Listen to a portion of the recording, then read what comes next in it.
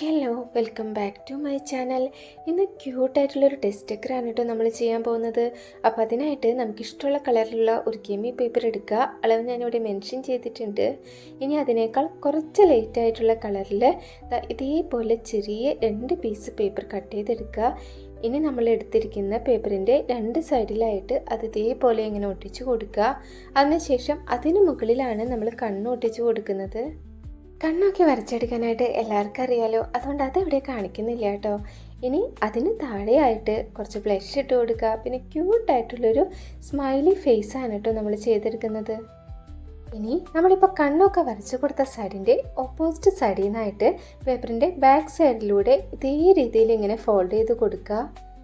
End portion വരെ ഇങ്ങനെ fold ചെയ്തെടുക്കണം കേട്ടോ. ഇനി ഈ കുട്ടി സ്നെയിലിന് ഇരിക്കാനായിട്ടൊരു ലീഫ് ചെയ്തെടുക്കണം.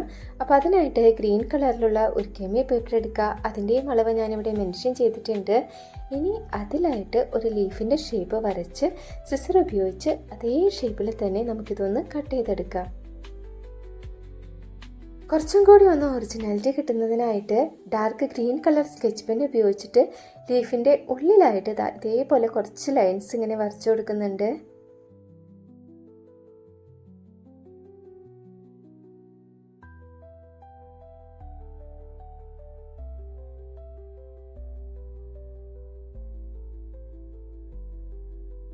ഇനി ഈ ഒരു ലീഫിൻ്റെ മുകളിലായിട്ട് സ്നെയിലിനെ ഗം ഉപയോഗിച്ചൊന്ന് ഒട്ടിച്ചു കൊടുക്കാം.